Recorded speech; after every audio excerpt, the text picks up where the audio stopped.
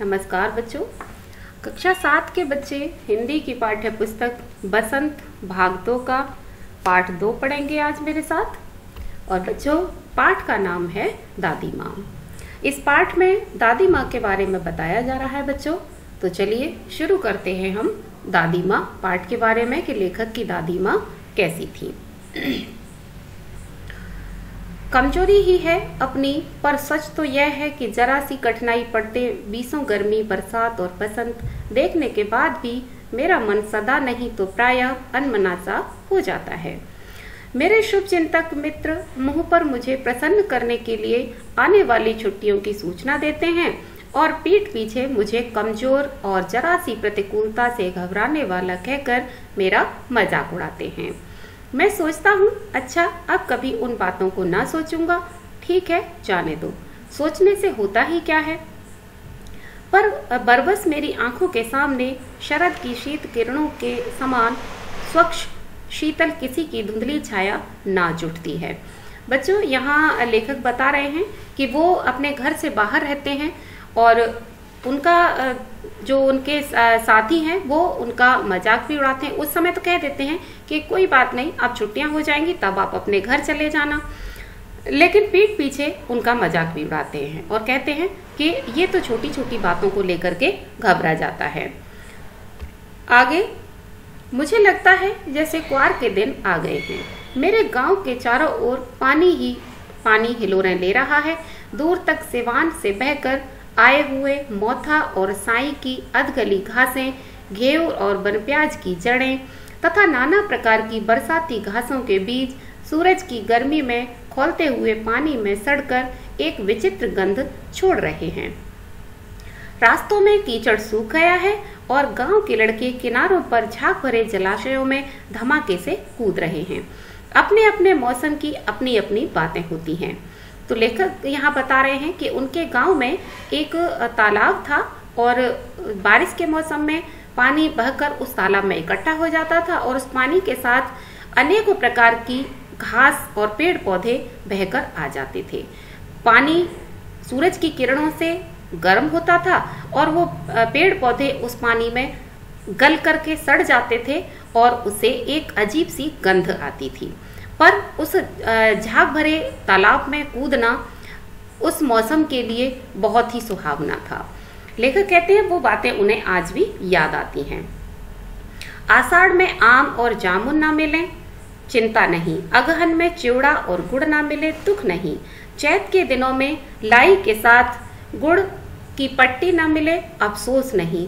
पर क्वार के दिनों में इस गंधपूर्ण झाग भरे जल में कूदना न हो तो बड़ा बुरा मालूम होता है। लेखक इस में बच्चों आया है कि कई हिंदू कैलेंडर के जो महीने हैं उनका नाम आया है, जैसे क्वार का महीना यानी सितंबर का महीना, आषाढ़ का महीना यानी कि जून का महीना। तो इस तरह से हिंदू कैलेंडर के महीनों के नाम आ रहे हैं कि उन महीनों में पहले जब लेखक अपने गांव में थे तो किस किस चीज की महत्वता समझी जाती थी।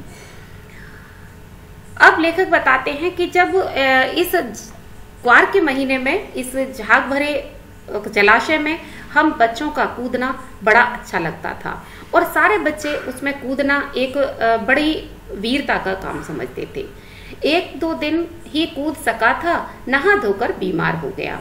लेखक कहते हैं मैं तो एक दो दिन ही उस पानी में नहाया था कि बीमार हो गया।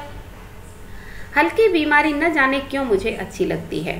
थोड़ा थोड़ा ज्वर हो, सर में साधारण दर्द और खाने के लिए दिन भर नींबू और साबुन, लेकिन इस बार ऐसी चीज नहीं थी।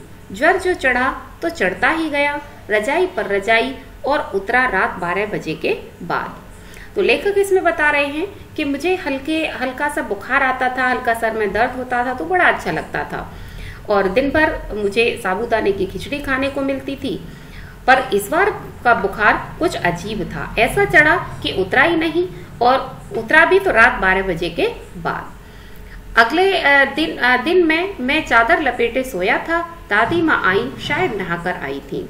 उसी झाग वाले जल में पतले दुबले स्नेह सने शरीर पर सफेद किनारीहीन धोती, सन से सफेद बालों के सिरों पर सदैव टपकते हुए जल की शीतलता, आते ही उन्होंने सर पेट छुए, आंचल की गांठ खोल किसी अदृश्य शक्ति के चबूतरे की मिट्टी मुंह में डाली, माथे पर लगाई, दिन रात चारपाई के पास बैठी रहती।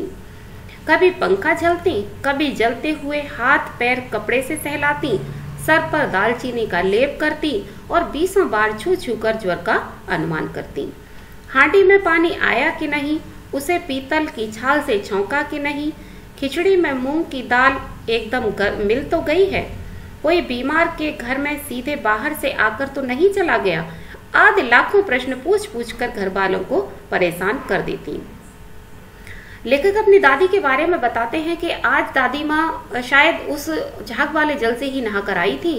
हल्का पतला दुबला शरीर था, सफेद धोती उन्होंने पहनी थी, बाल भी सफेद थे और उनसे कुछ पानी की बूंदें टपक रही थी।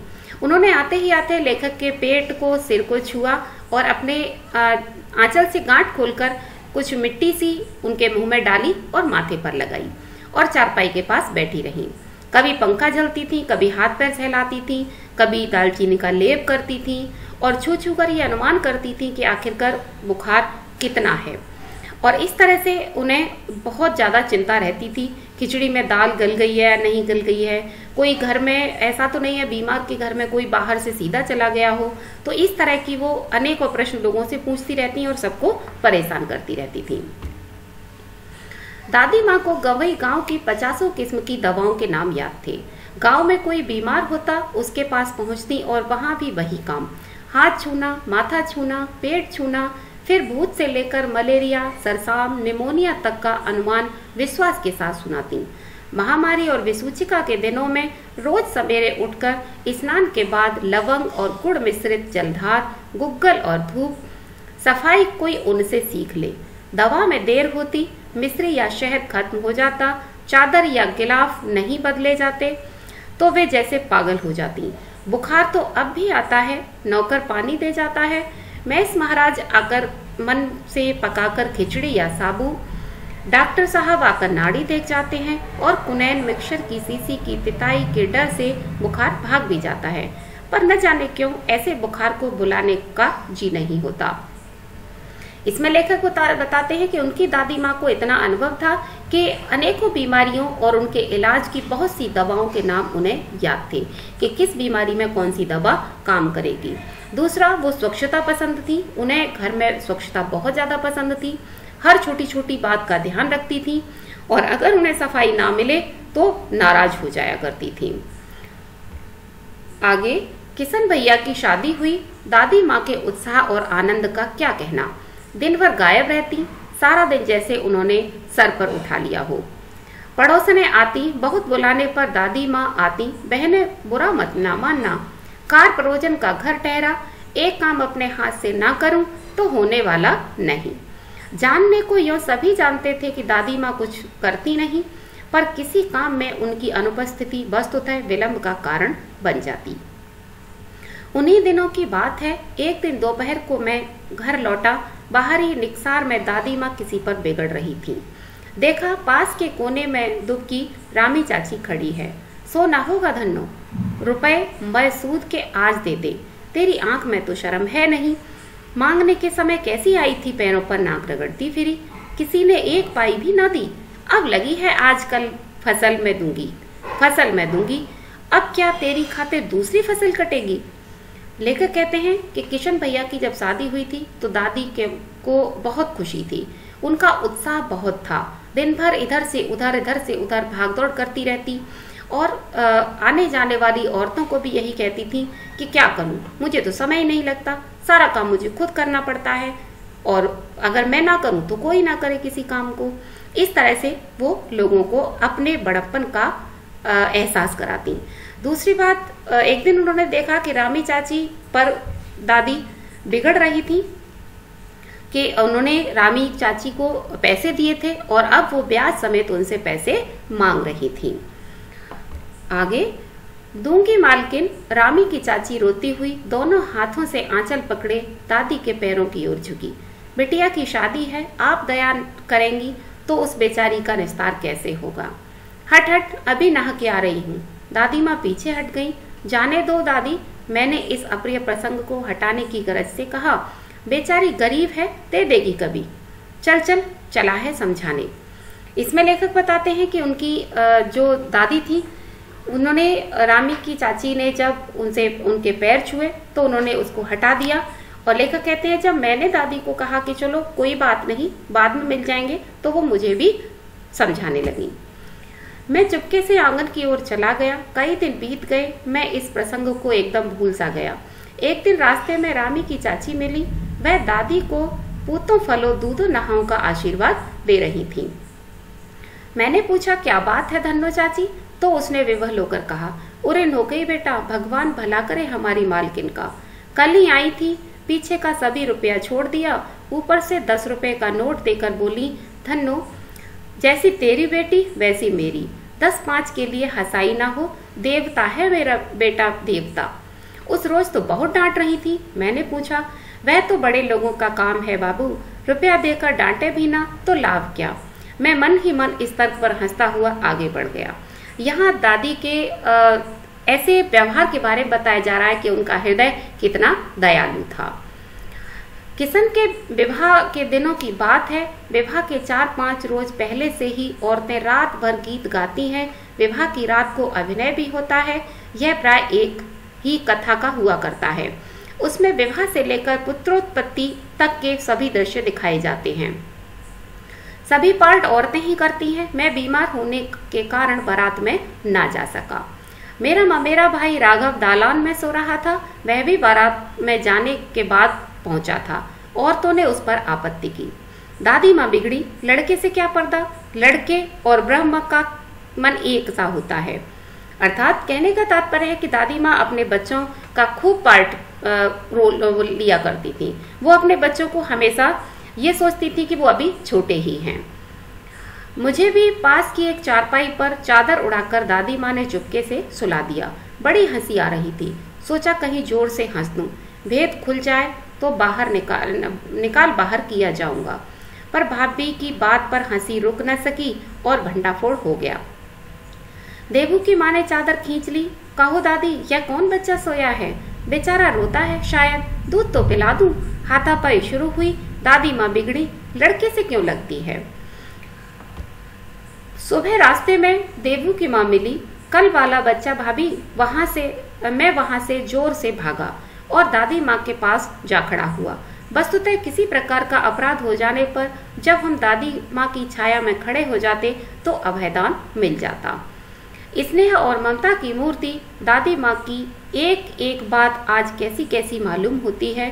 परिस्थितियों का वात्या चक्र जीवन के सूखे पत्ते सा कैसा नचाता है, इसे दादी माँ खूब जानती थी।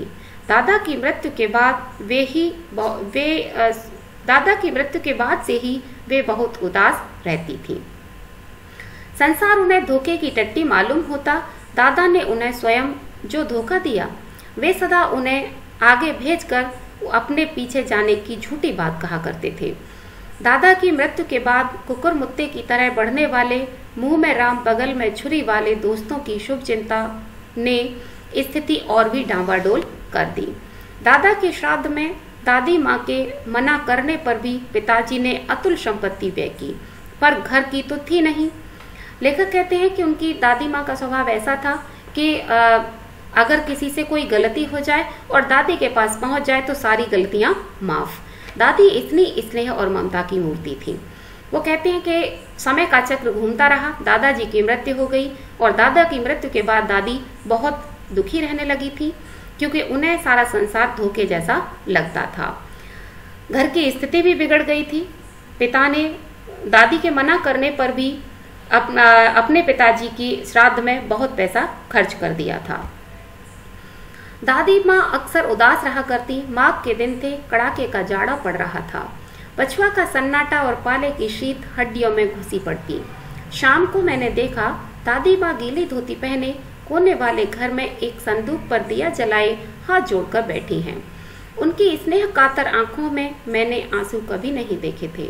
मैं बहुत देर तक मन मारे उनके पास बैठा रहा। उन्होंने आंखें खोली। दादी माँ, मैंने धीरे से कहा, क्या है रे, तू यहाँ क्यों बैठा है? दादी माँ, एक बात पूछूं, बताओगी ना? मैंने उनकी स्नेहपूर्ण आंखों की ओर देखा। क्या है, पूछ, तुम रोती थी? दादी माँ मुस्कुराई। पागल, तूने अभी खाना भी नहीं खाया ना? चल चल, धोती तो बदल लो दादी माँ, मैंने कहा। मुझे सर्दी गर्मी नहीं लगती बेटा। वे मुझे खींचती रसोई में ले गई। लेखक बताते हैं यहाँ कि दादी माँ का स्वभाव कैसा था कि वो एक दिन उन्होंने देखा कि दादी माँ गीली धोती पहने संदूक पर दिया जलाए भगवान से प्रार्थना कर रही थी, तो उनकी आंखों में आंसू थे। और जब मैंने उनसे पूछा तो वो बात को टाल गई थी। सुबह मैंने देखा चारपाई पर बैठे पिताजी और किशन भैया मन मारे कुछ सोच रहे हैं। दूसरा चारा ही क्या है, बाबू बोले, रुपया कोई देता नहीं, कितने के तो अभी पिछले भी बाकी हैं। वे रोने रोने से हो आए। रोता क्यों है रे? दादी ने उनका माथा सहलाते हुए कहा। मैं तो अभी हूँ ही। उन्होंने संदूक खोलकर एक चमकती सी चीज निकाली। तेरे दादा ने यह कंगन मुझे इसी दिन के लिए पहनाया था। उनका गला भराया। मैंने इसे पहना नहीं, इसे सहेज कर रखती आई हूँ। यह उनके वंश की निशानी है। उन्होंने आंसू पोंछकर कहा, पुराने लोग आगा पीछा सब सोच लेते थे बेटा।